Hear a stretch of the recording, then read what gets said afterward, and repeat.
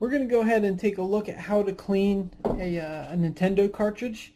Now this same process can actually be used for really any type of game cartridge, but we're going to look at specifically just a regular Nintendo cartridge today. So as you can see, I have just a Super Mario Brothers 2 cartridge here, and the things we're going to need is going to be 91% rubbing alcohol. It's going to be used to clean it. And then what I like to use are a couple cotton swabs, and then also it's kind of like a little cotton round pad.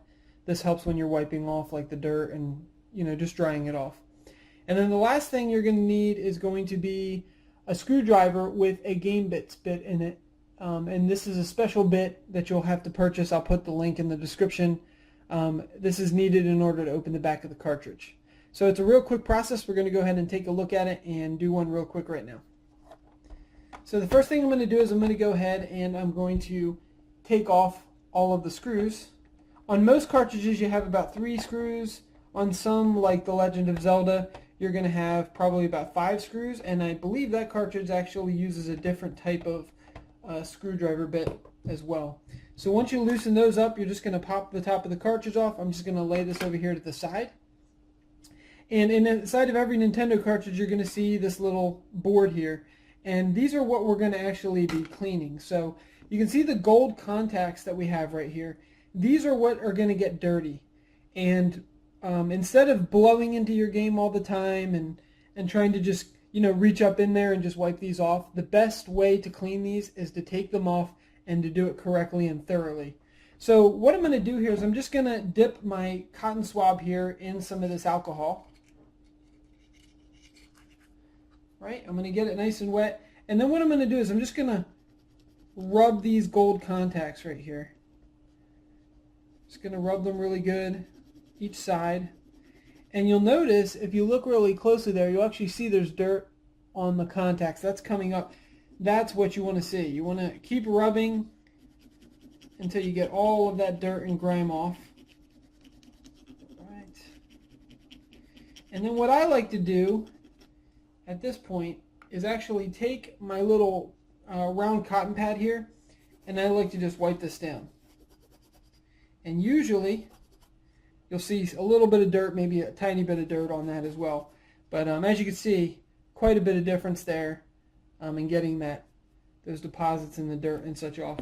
Then I'm just going to go ahead and flip it over. I'm going to dip my other side of my cotton swab in the alcohol. Just get some more on there. And just rub this down as well.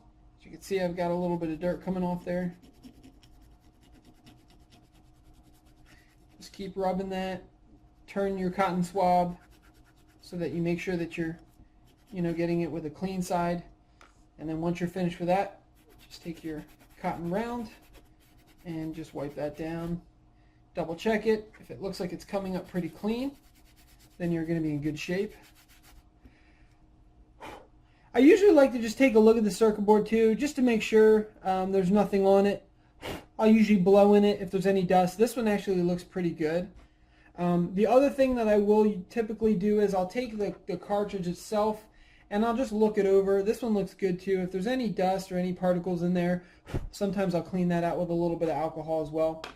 But then you're going to go ahead and to put this back together, we're going to put the circuit board back into the cartridge. There's only one way that these can go in, so they're pretty difficult to mess up.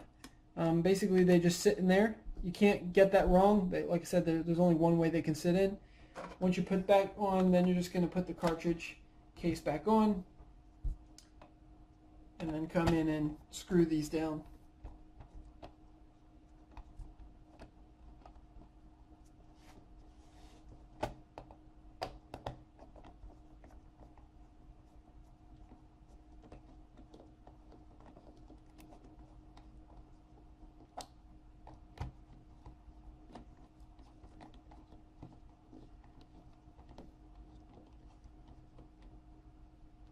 Alright, I wouldn't over tighten those screws, just snug them just enough. That'll keep the cartridge so that it's not all creaky and loose. But there you go, that's how you clean a Nintendo cartridge the correct way.